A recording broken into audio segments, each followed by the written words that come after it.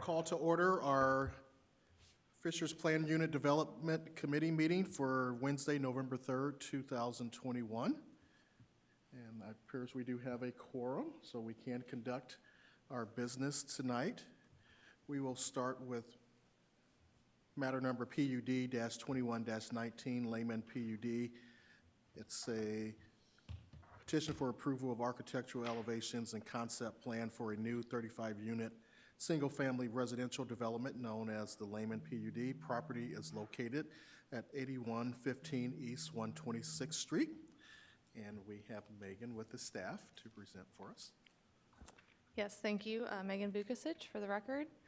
So this item is for a new PUD ordinance.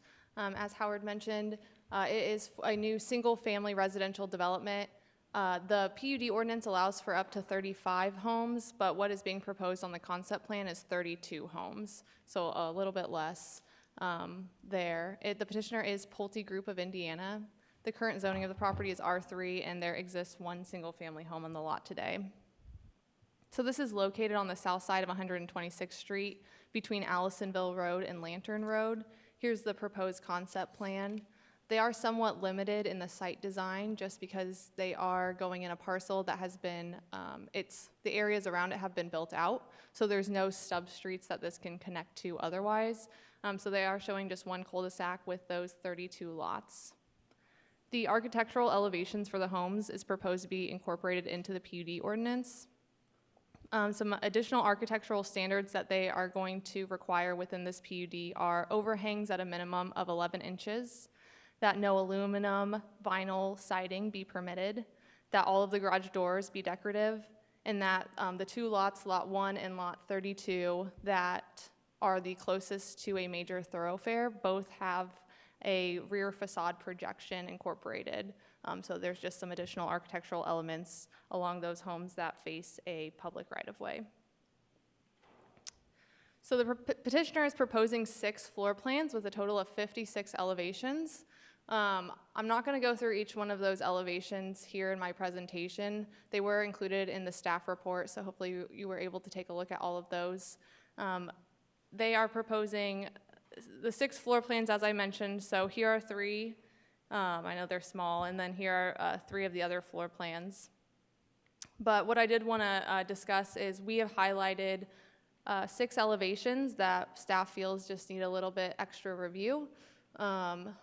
All of these we feel could either incorporate an additional material or color or have the first floor be all stone or brick. We think that those would be some architectural elements that could be added to, just elevate these elevations.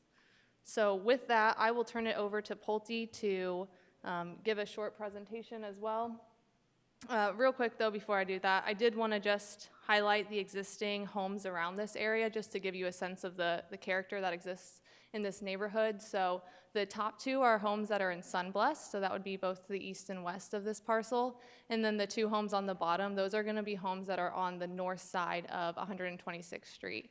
And the bottom one here is from the most recent development called the Reserve at Lantern. That was approved in 2016, so that's the most recent housing development in that area. So that just gives you some context for what's been built out around there. So with that, I will turn it over to Rex and Tabitha, and I'm gonna pull up the petitioner packet for them.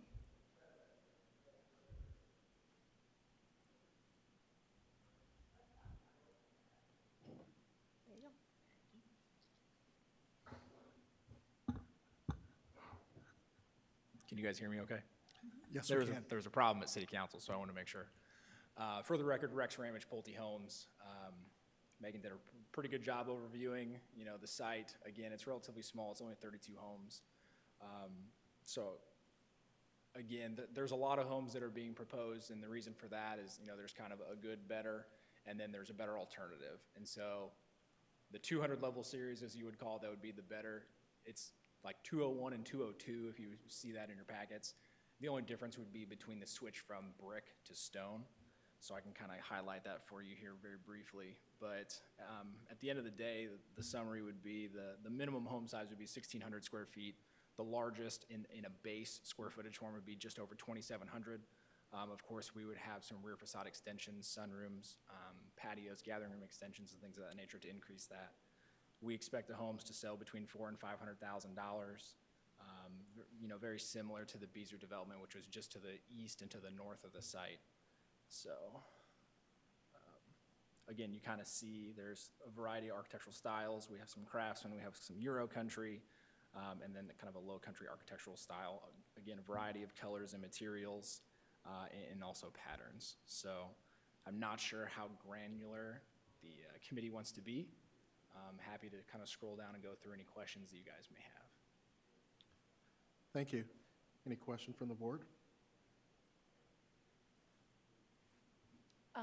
For what staff has recommended for the 6 elevations, I definitely agree that they need some additional work.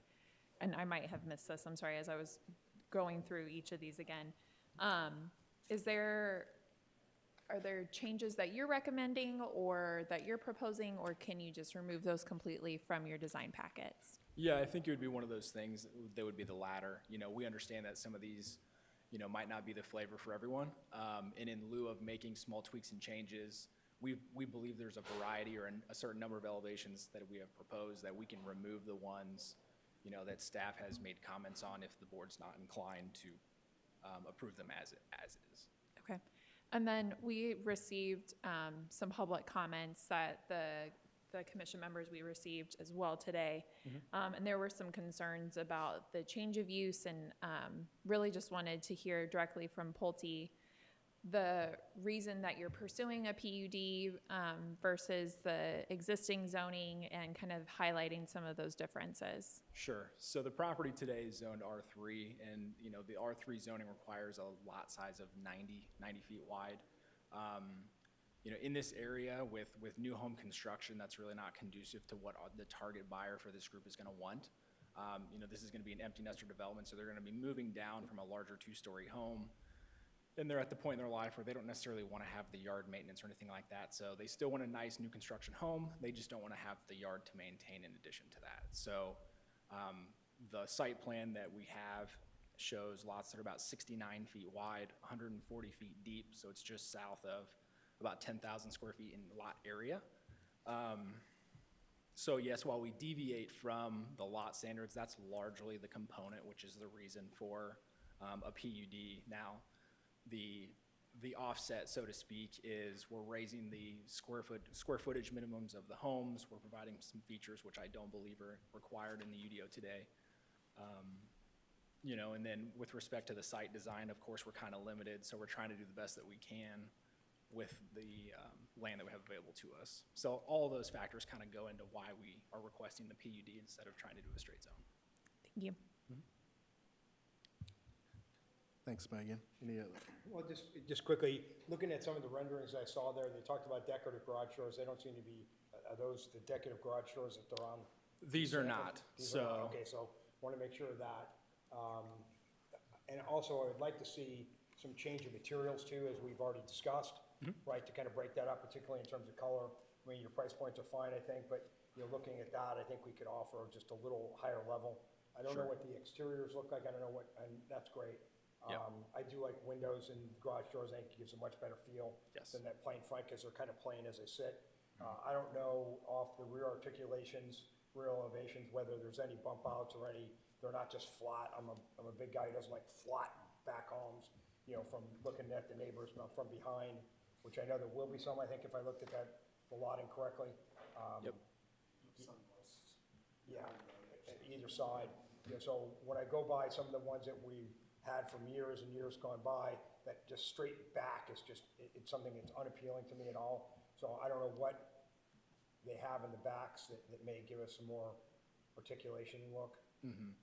So you're right. Some of them will be flat. Some of them will be designed with other features such as covered porches that are part of the base floor plan. So people don't have to select an option to get the rear facade that you're looking for. As an example, I think this is one of the homes that when you select the loft option, it gives you the bump out in the back. When there is no loft, again, I don't have a great rendering for that here in the packet, but there are features such as covered porches and other bump outs that would be on some of the homes as base features. Okay, so from that standpoint, when you're looking at that, I know that you know, in my neighborhood, which, you know, obviously had a number of houses that you could choose from, you know, they weren't allowing like the same style of house to be built right next to one another. And you needed to have different things that were available to that. Is that also a requirement here in the PUD, that I couldn't get 7 straight back homes being purchased right next door to each other? Just by You know, virtue of the yeah, fact that the model you picked, yeah, one just, has something you know, at some flat. point in time, you know, I think we can demonstrate the fact that we can, you know, this lot's you're gonna need to have the covered porch. It's what, you know what I mean, to kind of break that up a little bit. Yep. And also give some character to that neighborhood a little bit. Yeah, and so I think that's tackled largely based on anti-monotony. So anti-monotony typically governs the front of the home and specifically the floor plan. It would also cover, you know, the materials and the color package typically on the front of the home. But what really, you know, to key into what you're saying, Pete, is when the floor plan can't be restricted or when it has to change, which we know obviously that it will, and it kind of, in my opinion, it gets exacerbated with a smaller lot, or a smaller community. It just forces different things to occur. So, you know, is it possible that you might have a string of 3, 4 flatbacks? It's definitely possible. Now, that would kind of have to be the perfect scenario of people selecting the specific home, the specific plan with the specific rear elevation that doesn't have it. I do feel that, you know, we do have enough variety on the majority of the plans that we're sending you that you wouldn't necessarily see that. So I would prefer that maybe that we put something in that PUD, because we are giving you guys some things, you know, off of the standard, that we could have maybe no more than 3 houses in a row that can have, someone's gonna have to bring some articulation to the back, right? To mix that up and then mix. And I don't think that's a huge ask. You guys tell me. I mean, I don't know whether that's, if I'm being too governmental at that point, right? So I hate to do that. I think to some extent, the anti-monotony is gonna force that. It's gonna force that. But I do agree, especially in a community as small as this, that you could have a situation where you have 4 different houses that are different floor plans, that all of them have the same back essentially. Right. Right. Maybe it's a matter of if you have to be a porch on one of them. Right. Right. Or it just forces that you can't have that plan next to that house. Right. You came in 4, so unfortunately, you're the winner. You get the screened-in porch, because you have to have that, because that darn Pete Peterson maybe have it during the PUD committee. Okay, so, you know, something along those lines would make me happy. As long as it comes with exactly. a free Peterson model, breakfast, yeah. you know, So- free breakfast with Pete. Yeah, right, yeah. Rex, do you have the numbers for what percentage of buyers, you know, choose that option to have that rear? The loft. and Yeah, the loft porch option. or whatever. Yeah. How Whatever options common are. is that for buyers? So I don't have that, and it's all different. You know, it might be 10% of the people select a loft, but 10% of the people might select the sunroom or something. So while I don't have those answers, I feel pretty confident that if there needed to be something added to the PUD ordinance as a commitment to say no more than 3 homes in a row shall have a flat back, I think that that's going to happen organically, and I think we Right. could do that because Right, and hopefully it doesn't put an undue burden on you guys for selling the homes, because I still think it's gonna end up being a good project at the end of the day, and it's a great infill project, in my opinion. So again, I would prefer that, but I do believe that it would happen organically, but just because because, you know, There will be one, there will inevitably, there'll be one that pops up and then you Right. end with 5 of them in a row Right. because you didn't have something to break them up. Right. And adding a porch in the scheme of a 30-year mortgage is nominal, okay, Especially in at terms that of price. cost. Yes, At that exactly, price right. point, houses. That's my point, so, right. So that would be my suggestion on this one, other than the other things that you've talked about. And just quickly, Megan, this is probably more for planning commission, I guess. I know we've got one road going in with a cul-de-sac at the back end. Is there a road that fire and police is there any cut through there that would be emergency use only at the end of that? Not so much for these guys, but for anybody, I couldn't see that well. So our fire department requires 1 access point for every 50 lots. So Right. because this is under 50, It matches, I'm just asking the question just because. yeah, we would love to get a path in there, even to connect to Holland Park. I mean, truly, I wish that there was a Okay. route that we could, but it's all private property that's around fine. it, so there's just no option. Yeah, that's okay, I thought I'd ask, but not a huge deal. And so I guess one clarification, if I could, you know, this is the rear of the home to the top of the screen. So you have a covered patio, but that's going to be covered by a roof line.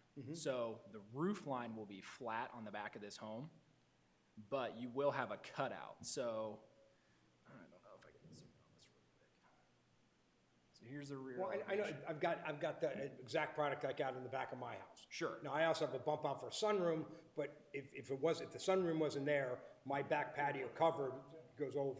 So I know what you're talking about. Right, so in this scenario, let's say the loft doesn't happen, you have, a roof line that goes straight across these two windows here and these two windows here. Those two facades are on the same plane. Right. Now, the three That one's windows in the recessed. middle, this is the covered porch area that's Right, which recessed. recessed, right, Right, so recessed in. so long as something like that I would was still count that as qual- not a flat back. Okay, That's right. not flat. okay, perfect.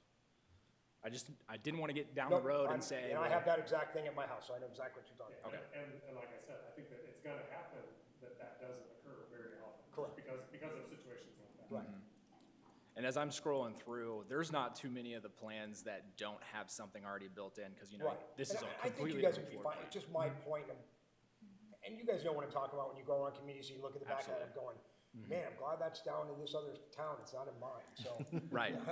No, we see it, absolutely. so- And it's definitely not lost on us by any means, so Right. we can certainly add that in as a Yeah, condition. that would maybe be tonight. my only suggestion. Sure. Other than what Megan's already talked about, and you guys Yep. have already agreed to. Yep, and then we'll remove the ones that there's staff comments, unless you guys are willing to approve them or want to approve them. If you don't, totally understand. Yeah. Any other comments? Yeah, Sean? my only question was going to be about the fire department access, because that is a really long road, so, but as long as it's underneath, obviously, they would voice their concern if they had a concern with it. Yeah, and I will just add that they have seen this plan and they're okay So with they're okay the with it. long cul-de-sac. In terms of, and you kind of touched on this, connectivity, pedestrian connectivity, obviously, this is a really narrow lot, per se, relatively speaking. What is the long-term plan for trail access to Allisonville? Is it on this side? Is it on the other side? So that's a great question, one that we're working through right now. We're doing a trail gap analysis specifically on these east-west connections to the Nickel Plate Trail, and this is one of our high-priority areas, Allisonville to the Nickel Plate Trail. We're not sure if it's gonna be on the south side or the north side. My gut, and Rex and I talked about this, it'll probably be on the north side of 126th Street, east of here, just because we have the right-of-way, and it's probably gonna just be easier to construct it on the north side. But it is gonna be on, I think we'll have a crossover, and along this frontage, it is important to have that pedestrian access, because we wanna make sure that we at least connect them to the Sunblest neighborhood to have access to Holland Park. And so we wanna make sure that So they at put least in, goes to the east or the west, to whatever streets those are. yep, so someone can walk to Holland Park. Okay, They're so close from a geographic yeah. standpoint, we don't want to have them to have to get in a car and Right, drive exactly. there. Megan, isn't it true, though, on the north side, we have unincorporated Delaware Township folks on that side, too? Yes, that is Which is why correct. we have issues Those- taking the trail those in. deeper entirely down. lots, Yes. right? Yep, and I will say the elevation's pretty tricky on that north side Yeah, if it you is. go, if you go west, so it'll probably cross over, it'll probably be a mixture Elevation of problems all both. the way down past Yeah. Allisonville. Right. Yeah, we're working through that though, and Okay. we do envision connecting all of these residents to the Nickel Plate Trail somehow, whether that's gonna be a short-term or long-term, funding project. Okay, I think that was my only question, concern was how that was being addressed. So are they responsible for the trail in front of their property then? Okay, Yes. Yeah, we'll put in the asphalt trail, Okay. just like you'd see in any other, okay, improved street. okay. And then the city would be responsible then to take it to the east and the west beyond that. Yep, that is correct. Is there a passing blister right in, or a XL decel lane? Will that be incorporated, or? Yep, there's gonna be ACell, decel on the south side. Everything we know today is that the city's gonna require a passing blister on the north side. Okay. There is gonna be some chatter about that at the Plan Commission public hearing later tonight. The four neighbors to the north, they share a common curb cut right in this area here. And the taper for the blister that comes back in. Cuts into their is drive. gonna tie in to their drive. So we'll work through that. Engineering's aware, planning's aware. Okay. We're having those ongoing discussions and we'll figure that out. Okay, that is pretty narrow along there. I know that there's some elevation changes, so I think it would be important to be able to provide that, definitely. Yep. Okay, I don't have anything else. Thanks, Sean. If we don't have any other comments, We have a motion by, with the stated items that we've already talked about, which I think staff has got captured. I'll second that with the conditions of removing the 6 elevations and then the anti-monotony on the rear facade. okay. Awesome. We have a motion and a second. Kay, roll call, please. Yes. Mr. Peterson, Yes. Mr. Curran, Yes. and Mr. Stevenson. Yes. The motion carries. Next matter on the agenda is PUD-21-20, Clover Communities Fishers. Clover Development is the petitioner. They're requesting approval of elevations for a 3-story, 199-unit age-restricted senior living facility. The subject site is located north of 126th Street and east of Indiana 37 within the Parkside PUD. And we have Jonah Butler here with staff to present.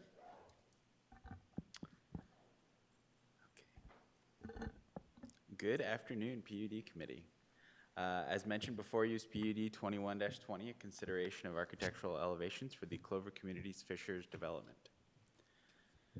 The petitioner is Gregory Ilka with Crossroads Engineers, though I believe the architect is here in his place. Robert Jack with Clover Development is also present via phone and is available should the need arise. And lastly, this is a new development within the Parkside PUD. This project received a text amendment over the summer to permit for this specific development, and this project is currently going through the TAC process for the improvement location permit, secondary plat, and primary plats. So the project is a 119-unit senior living age-restricted facility. The subject site is north of East 136th Street and east is north of East 136 and east of State Road 37. The southern end of the Parkside block is designated as a neighborhood shopping center for which this project may serve, whereas the northern end of the Parkside block has developed as office and low-intensity industrial. The subject site is currently vacant and as mentioned, is being subdivided through the primary plat and secondary plat processes. The project area itself within the parcels identified above. This is the most recent revised site plan provided to us. We can see the main and only access point coming from Parkside Drive. There's a large detention pond to the west, multiple landscaped buffer yards along the perimeter. And as part of the ILP review process, staff is working with the applicant to determine how best that large courtyard in the center can be programmed for residential use. This is the proposed landscaping plan. Much of the landscaping choices have derived from the standards of the PUD ordinance and text amendments adopted over the summer. So the elevations depicted here are the north and east elevations. Standing north facing south, we can see the main entrance, which is characterized with a decorative breezeway, full-length windows, and brick-wrapped columns. All columns supporting the pitched projection balconies are also wrapped, and those continue across the entire building. We can also see a modulation in material types consisting of 2 different bricks, fiber cement siding, and board batten dark blue siding. Here are the south and west elevations. The south elevations depict the courtyard of standing due south and facing north. The courtyard contains a large decorative breezeway called out above, and this matches the entrance breezeway depicted in the north elevations. And again, we see that reverse gable roof pitches and material modulation throughout the entire perimeter of the structure. Staff feel the project meets the intent of the desired character of the Parkside PUD and recommend approval of these elevations as presented. Staff will continue working with the petitioner regarding what pathing and lighting will be installed in the exterior courtyard. And I'm available for any questions, though I will throw it to our petitioner.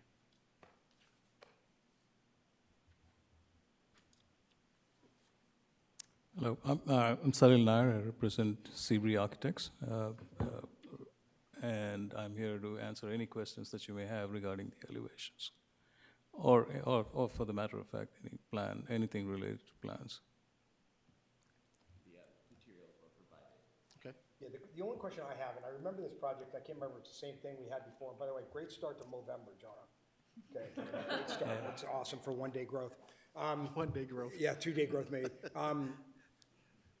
Is the lighting along that eastern boundary, right? There's houses to the east over there, and I know when this happened before, we had a lot of people coming in worrying about taking the trees that were over on that side and the parking lot lighting that would potentially be there, so we need to make sure we pay attention to that on that particular side of the building. I don't think we end up with many other problems on the other sides, because they kind of face off to retail-ish things, if I'm positioning this right, which I think I am. But it's that eastern boundary there where I want to make sure that we get the light deflectors and everything else that we normally do to make sure that light is down and not broadcasting into the backyards of people, that subdivision to the east. So that's really my only comment on this. Sure, yeah, so as part of the text amendment process, we had some commitments therein for some landscaping along that eastern boundary. We also will be enforcing, of course, through our UDO, our lighting standards, which maintain a certain photovoltaic limit at the boundary edge, and we've made sure that this project is compliant. And they also are applying a full cutoff lighting fixtures, so Okay, that way great. light does not spread across the boundaries. Awesome. Yep. Any other questions? Megan? What's the material going to be for the railings for the porches? For the railing, it'll be aluminum railings. Okay. Yes. The only other, I don't have a solution, but just on some of, especially the south elevation, there's a couple of larger areas where there aren't any windows. There is some articulation with the facade. Can I pull that up? Can you help me get that on? Yeah. And it's the part that sticks, Staring off it's into where the the sun like too, those- so I think yeah. This part? it's gonna kind of stand out. Yeah. Yeah, so there is a potential to add, smaller windows, because I think we have a bedroom right at the corner there. Okay. So there's a potential to add maybe a window of the same size as the others. Okay. So, Yeah, I feel it needs something to break it up, and maybe Yes. there's a large tree that's planted there or something that I can't quite tell from just the elevations. But any of those large areas, I'd really like to see something that breaks it up. If it's just one of those smaller windows like you see on the stairwells, that's primarily my main thought. And again, I didn't know if it was something with like the shaker. If a window can be done, then that could accomplish it for me. yes. Megan, would you suggest that also for the west elevation as well? Yeah, that bottom one on the left. Yes. Yep. Right here Yeah. and here? Yes. So is it, I guess these concerns are only related to the south and west elevations, I'm thinking? Or is that, I don't think that condition really. It didn't exist anywhere else, right? appears on the other- So you can see it there. So, Yeah, but you you don't make a really good have point though, that Megan, because if they throw a tree there, right, that's there, that, there's no need to have windows there, because you're breaking that up with their. Yeah. So I don't know if there's a tree planting there. I would be okay with, some tree that's gonna grow up to height too, or windows, just to kind of take away from that. But I agree with the window comment, or some sort of landscape, vertical. so either or would work? I'm okay with that. I'm not gonna steal, Yeah, she's, I think if one of those two conditions could be met, then I'm fine with that. If there's some sort of like maple tree or something Yeah, that's right. going to grow taller that fills in that space, that was my primary concern. So just something that I fills it think in. I think the tree would have to be planted at a pretty good size though, because otherwise it's gonna be. a while. That is, Right. Before it reaches the third At least floor. 20, but, yeah. that is correct. The scale would need to be, it will need to match that, yeah. Yes. Along the eastern property line, is that a row of garages, or is that? Yeah, I haven't really studied that boundary very well. It does look like there's some parking spots. I couldn't tell if those are parking spots or if those were like individual garages. covered garages? Yeah, I Yeah. can get the. Sorry, yes, those will be covered garages on the eastern boundary. They actually enclosed garages? They'll have roofs, I don't know. what to call- Just yeah, carports? Carports. Okay, there you go. That's- Okay. Are there backs on them, or is it open on all four sides? Because I think that would go to your point of the residential being behind. Correct. people pulling cars in. Right. Right. You know, headlights shining into people's backyards and. And I will say that this buffer requires landscaping and a fence. So when this went through the text amendment process earlier this year, we required both a fence I and remember doing something landscaping. because we had a lot of people talking about, so this Yep. is ringing a bell, so. But the petitioner, do you know if the carports have backs on them? Yes, actually, I don't know whether the drawings were passed on to you. It's actually enclosed. Okay, it is The four enclosed? sides are enclosed. And Oh. yeah, Oh. yeah. Okay. That answers that That's the question. typical Clover product, so, you know, Okay. we are just As kind of long as assisting the them back with is the product. closed, Right. okay. If Right. it's not, that would be, I guess that would be something I would want to be included in Yeah. the condition. We can pass on the typical details as we move forward. Sounds like it's good, though. Yeah, and I guess I would kind of agree with Shona's comment about that kind of center courtyard, that it seems like it's really kind of undesigned at this point. It's a big space, so I think that there could be some pretty Nice amenities. nice amenities there. Maybe not Yeah, spots. I'm not sure. Maybe not the great clientele, but. Water park. And is this, it's senior living, so is it just age restricted? It's not assisted living? That is correct. Okay. So, yeah, most of them are 1 and 2 bedroom units. I think they're just 2 kinds of units, if I'm not mistaken. Thank you. Any other questions? I'll entertain a motion. I'll make a motion to approve with the items talked about, either tree and/or windows on those, what was it, east and south, west and south elevations, and then taking a look at the courtyard for a little bit more detail in the courtyard. We have a motion by Pete. Do we have a second? I'll second. We have a second by Megan. Kay, roll call, please. Yes, Ms. Baumgartner, Yes. Mr. Peterson, Yes. Mr. Curran, Yes. Mr. Stevenson. Yes. The motion carries. Thank you. Thank you. Thank you. Next matter on our agenda is PUD-21-21, Highline at Delaware Park, buildings number 1 and number 2, and clubhouse.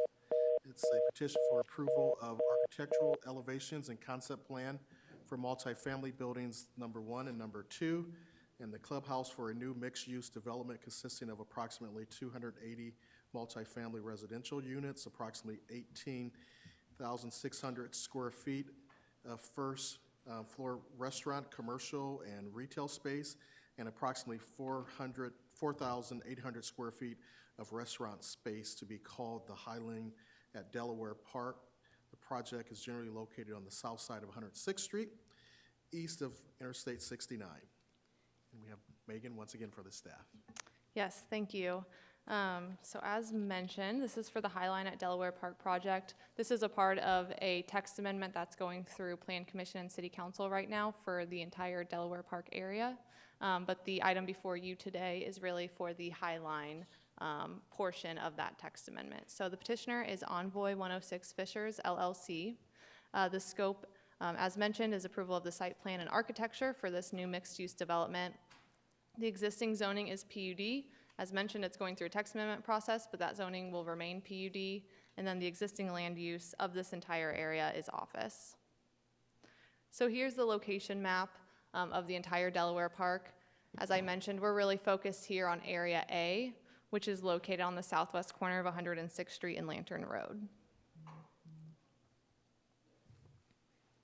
So here's the proposed concept plan. As mentioned, this incorporates elements of multifamily residential, first floor restaurant, retail, and then standalone restaurant space. So those apartment buildings are really on the south side of the development. Here's building 1, and then building 2 for apartments is located here. They'll also have the clubhouse, which is attached to this building extension facing here. They'll have an internal drive called Pearl Street, which will cut through the development. And so buildings are proposed to front that both on the north and south side of that street. So here are the elevations that are going to be incorporated into the PUD ordinance. And the arrows are pointing to just somewhat orient you on where these are the views from. So one of them is of building 1, this rendering here, and then building 2. And both of these are looking at the development southeast. I am going to go over each one of the facade elevations that were submitted to you all for review, trying to highlight so you can orient yourself somewhat with this development. I know there's a lot of elevations here, so I'm just trying to help you guys out as you're reviewing these. So the first one is going to be for Building 1. So this building sits closest to Lantern Road. The elevation, the north elevation, is going to have first floor commercial spaces that will face that internal drive Pearl Street. And then it is a 4-story building, so those stories 2 through 4 will incorporate those residential apartments. Here is the west elevation, so this includes entrances for those residential units. So you can see those here. And the star points to this architectural corner feature, so that's where that would be located. Here is the east elevation, so this would be what faces Lantern Road. I will say that there are garages or carports, I'll have the petitioner clarify, that will sit in front of this facade facing Lantern Road. But this would have first floor garage doors as well for those residential units. And then closer to the Pearl Street, you'll see a little bit of that wraparound first floor retail. And then here is the south elevation. This incorporates some garages you can see on the northern part of the building, and then residential units on the south side. And then moving on to Building 2. So this is the west elevation. Again, 4-story building, first floor, commercial. This star highlights it's the same architectural corner feature in each one of these elevations, and that's located on this corner here facing Kincaid Boulevard. Here is the east elevation. So the star represents the clubhouse, so that will be a 1-story clubhouse that's attached to the buildings. This is internal to the site, so these are the garage doors. So on building number 2, all of the first floor garages will face the internal parking lot. And then here is the south elevations, so similar to building number 1. Again, just to give you some context for the area, so these are the recent office buildings that were constructed within Delaware Park. So we have the Stanley Security Building, we have CEDIA, another office building, and then here are the apartments that are just on the east side of Lantern Road, the Wellington Place Apartments. Sorry, this is from Google Street View, so it's a little bit zoomed out, but you can see it incorporates kind of those roofed pitches for those residential apartments as well. So staff is recommending approval as presented. We do have Steve Harden with Fager Drinker here, as well as other representatives from Envoy 106 Fishers. So I will pull up the petitioner packet and have them present their presentation as well.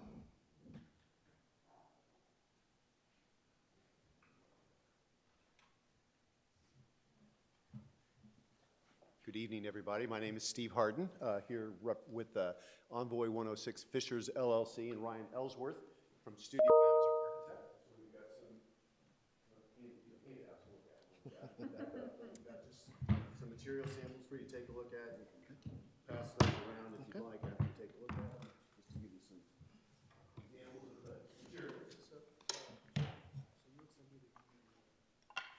And Megan, could you come back and just help? I like your presentation really well. I thought it was really helpful to orient. It's a lot of great way to do that. That's why we pay the big bucks, Steve. The blue star has helped orient. For that stuff. Okay, so this starts off and you can just That's perfect. Thank you. Megan did a great job of explaining the project. We've been working with the city for 16, 18 months on how to reinvigorate Delaware Park. So this was a development that was approved 25 years ago before there was an interchange, and it was corn and beans in that area. The current PUD ordinance allows industrial development, offices, and lots of retail as well. When the 106th Street partners first purchased the remaining 70 or so acres 7 years ago, The thought was to just develop all retail at that northern 13 or 14 acres, thinking that would be a great idea. Well, a lot of things have happened over those 7 years. The Amazon effect, lots of different things about what companies are looking for. And so the big idea for this overall development project, there's about 64 acres remaining to be developed. That would allow about 600,000 square feet of office development, about home for about 4,200 employees. So what we started talking about with the city administration was, what do companies look for? I've stood out on the property with Megan and Mayor Fadness, and we tried to recruit companies to that area by talking about what could be, what might happen. And they routinely will ask, well, where will my talented employees that we're trying to attract, where will they live? How will they get to work? Where will they go for breakfast, lunch, or beer after work? So we continued to research into what would Google want to do if there was going to be a Google campus here in Fishers. And we became convinced after looking at project after project across the country that not only is it good planning and good business, but hopefully it's viewed as good government to be able to create a walkable community, a walkable campus. So Highline at Delaware Park is just a part, and we view it as an amenity for the overall Delaware Park to help attract companies. 10 years ago when they were looking for doing site selection, it wasn't as critical they wouldn't ask necessarily about their employees or where would they live or how will they enjoy working. Now that's in the top 1 or 2 things that they're asking for. So to help attract talented workforce, talented young people to work in the businesses that we hope to attract here in Fishers or that are already working in Delaware Park, we began working on this project. And so the materials that you see there in front of you, those are, some of those are actually, we really like the CEDIA example. CEDIA, if you've been out there, it's a beautiful building. We like the materials, the wood look, the glass, the metal, the masonry. And we also were inspired by a lot of the historic Indiana buildings. So hopefully you notice some of that look and feel throughout the project. So we're super excited about working with Ryan Ellsworth and his team at Studio M. We're happy to be here tonight to answer any questions. I do think there was a couple of things. One of the things that was important from the beginning was to try to get as many enclosed garages as we can. So we have tuck-under garages on the first floor in almost everywhere we could. And then we added some additional detached garages. Those are fully enclosed, had the same materials as what we're doing with the buildings. And so we purposely designed the buildings so that along Lantern Road, we pushed the buildings to the interior, as you can see up here. So we created this north-south streetscape that will connect to the south, to the businesses and offices. I think you had somewhere in here a concept plan. Where was that? Okay, right here.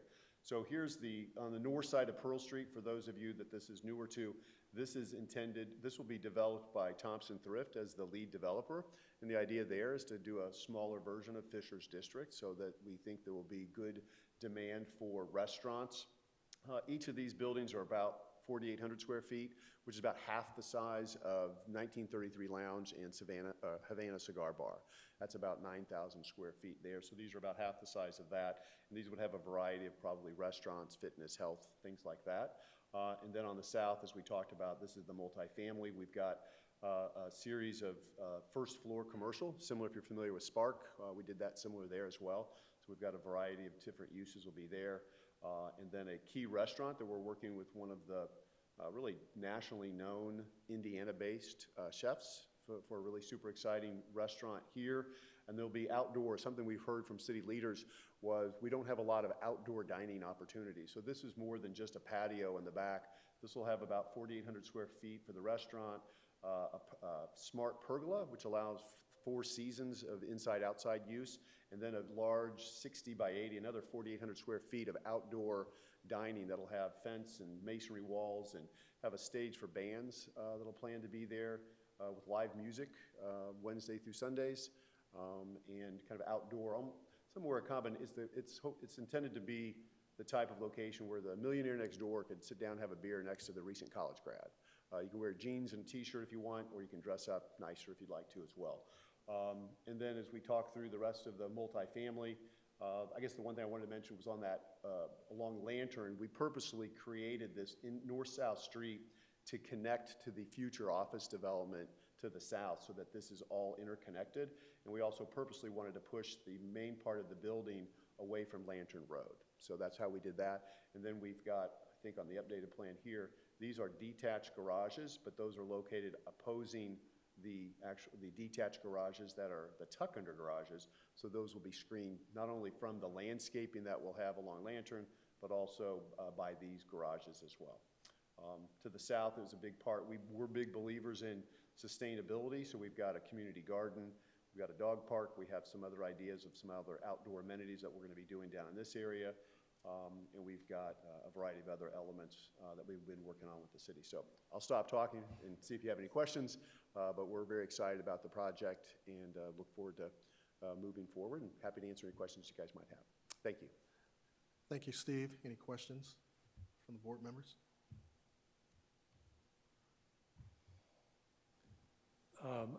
From a design standpoint, I don't think I have any issues with the design of the buildings. It was helpful to get kind of understanding of the garages, that they're, the building 2, I guess it is, that they're all kind of tucked away, you know, not visible from Lantern. And it appears that that's the same for building 1 with. Yeah, this is building 1. Right, so you've got those, the ones on the east open to the west, and the ones on the west open to the east. Correct. And so it's That's correct. more internal. Number of units between the 2 buildings? The PUD ordinance allows up to 280. We're kind of getting close to final design. It's probably going to land around 260, 259, 260. Okay. Obviously, proximity to Lantern Road Elementary, always a concern with impact on capacity of schools. Not that you necessarily assume that apartments are full of kids, but you're not going to control who's in there once they're there. So just, I guess, something to be conscious of. We are conscious of that, and we purposely have designed this. This is not, I have kids. I love kids, but this is not intended, and it's appropriate to have developments for families. This is intended, really designed from everything from programming to the units themselves. We'll have maybe 3 or 4 3-bedrooms. This is primarily focused on studios, 1-bedrooms, and then some 2-bedrooms as well. And so there's no playground. All the amenities are intended for, we're marketing and building this for the 25 to 40-year-old young adults. That the city 2019 report on the need that we have here in Fishers, we're way behind national averages on apartments as far as dwelling units, and that report talked about the need that we have for helping attract businesses to have a place for those young, talented employees, and so everything we're doing is aimed at that. So we don't anticipate there being, like you said, we're not excluding families, but by design. I'm not saying there's going to be 600 kids there, but Right. just keeping that in mind. Sure. The north entry, any concern from a tax standpoint about those drives not lining up or being as close as they are, that they almost line up but don't line up? Yeah, we've worked closely with the city and the engineering department. I think Jason Taylor is going to be here at the Plan Commission meeting, but those have all been vetted out. And they'll still have more fully developed plans coming in, but that is an exit only at the school. So it doesn't, it's not an in, it's only an out. And they've indicated they're comfortable with how the design is set up. And the other good news too is this is currently zoned to allow, all types of commercial uses, retail uses. So this is going to probably have we're down zoning the site essentially to residential from retail. And so that's about 37% of the traffic that you'd have otherwise with retail. So it's almost 2.7 times would be the more traffic you'd have if it was developed as it's currently zoned today. And generally speaking, your high volumes of traffic are off from schools. Right. Coming from. Yeah. The zoning to the south is remaining as is. Or is That's it correct. changing in text amendment or PUD? The uses are the same. The staff asked us to incorporate the rest of it, and so there's a couple of things that they wanted us to add to it, but we're not seeking to change anything.